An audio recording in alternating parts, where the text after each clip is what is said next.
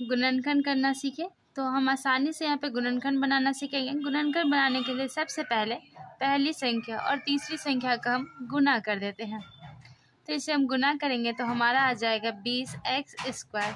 इस 20 को दो भागों में तोड़ना है। तो जैसे कि हम 2 को 5 भी ये 2 को 10 भी लिखेंगे तो 20 आ जाएगा, पर इन दोनों को जोड़ने पे घटाने पर हमें 9 नहीं प्राप्त होगा और हमें 9 प्राप्त करना है। तो हम 4 गुना 5 भी 20 लिख सकते हैं। अगर हम 4 और 5 को जोड़ दें तो हमारा 9 भी आ जाएगा। ठीक है, तो अब हम लिखेंगे s²। अब इस 9 के जगह हम इस दोनों शब्दों को लिखेंगे 4x + 5x + 20। तो समझना यही है कि इस दोनों को गुना करके जो भी आए उसे दो भागों में तोड़ के हमें ये शब्द बनाने हैं दो भागों में। ठीक है, 1 2 और जोड़ने पर ये फिर से प्राप्त हो जाए और गुना करने पे ये 20 मिल जाए। तो कॉमन देखेंगे इस दोनों में, तो कॉमन हमें x दिख रहा है, तो हम यहाँ से ये 2x है और 1x यहाँ से कट जाएगी तो 1x बचेगा और यहाँ पे हमारा x और x कट जाएगा। जैसे कि इस तरह x और x कैंसिल हो गया है तो हमें यहाँ पे मिलेगा 4। अब इन दोनों में कॉमन देखना है, जो भी प्लस माइनस चिन्ह होगा वही यहाँ पे हम लिख देंगे। इस दोनों में कॉमन हमारा क्या है 5 का टेबल, तो हम 5 लिख देंगे। 5 के टेबल में 5 कैंसिल तो x बचा। 5 के टेबल में 20 4 बार में, तो ये वाली और ये वाली सेम आनी चाहिए, तो यहाँ हमारा सेम है तो हम सही है x + 4। और ये जो बाहर है इसको भी हम अंदर ब्रैकेट में लिख देंगे x + 5। तो यह हमारा आंसर यहाँ पे बन जा रहा है। ठीक है, अब हम सेकेंड देखते हैं। तो इन दोनों को भी हम गुना करेंगे तो हमारा कितना आ जाएगा 10s²। इसे भी दो भागों में हमें तोड़ना है, तो 10 को दो भागों में तोड़ने पर 5 × 2 10। तो हम इसे लिखेंगे s²। 5x + 2x + 10, मतलब कि इसे हम जोड़ेंगे तो 7x, गुना करेंगे तो 10।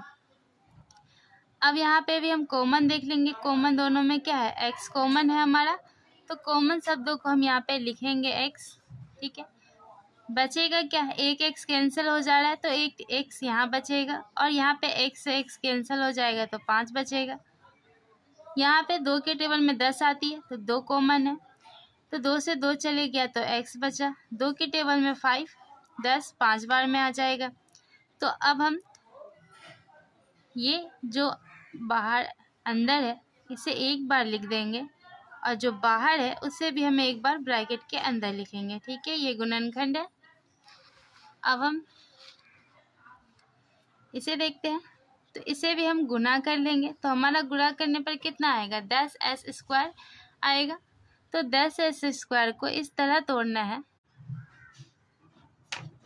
तो हम ये दोनों को गुना करने पे हमें कितना मिलता है 10s²। तो 10s² को हम दो भागों में तोड़ते हैं, तो देखिए 2 गुना 5 10x आ जाएगा। ठीक है, पर आप सोचेंगे इसे जोड़ने पर तो 7x मिलेगा, पर इसे हम जोड़ेंगे नहीं। तो देखिए हम करेंगे क्या, हम इसे प्लस में लिखेंगे और 5 को माइनस में लिखेंगे, तो इसे हमें घटाने पे -3 मिल जाएगा, जो कि हमें यहाँ -3 लेना है। तो हम लिखेंगे s²। ठीक है, + 2x - 5x - 10। फिर हम ये भी सोच सकते हैं कि यहाँ माइनस क्यों है, यहाँ पे भी तो माइनस हो सकता था। अगर हम यहाँ पे -2x और यहाँ पे +5x लेते ना तो घटाने पे हमें 3x मिलता, पर प्लस का हमें तो चाहिए माइनस का, इसलिए बड़ी संख्या हम माइनस में लेंगे। दोनों में कॉमन x है तो यहाँ x + 2 हमें मिलेगा, फिर माइनस, इस दोनों में कॉमन 5 का टेबल है तो यहाँ पे भी x माइनस और माइनस प्लस, और 5 के टेबल में 10 दो बार में, तो यहाँ भी हमारा आंसर आउट हो रहा है x + 2 और x - 5। इसी तरह अब इसे बना लेंगे। तो देखिए इसे देखिए फॉर्मूला याद आया, a² - b²। इसे दो भागों में लिखेंगे a - b और a + b। तो इसे हम स्क्वायर करेंगे, तो ये किसका स्क्वायर है 36 को हम 6 गुना 6 लिख सकते हैं और 6 को हम इस तरह भी लिख सकते हैं ना, तो ये 6 का स्क्वायर है। ठीक है, तो 6s²। ठीक है, और ये 49 7 गुना 7 49 होता है ना, तो इसे हम इस तरह भी लिख सकते हैं, 7 का स्क्वायर, 7 स्क्वायर। अब इसे हम a माइनस बी, तो ये हमारा a होगा और ये b होगा, तो 6x माइनस 7, फिर हम लिखेंगे 6x प्लस 7, तो ये हमारा आंसर है।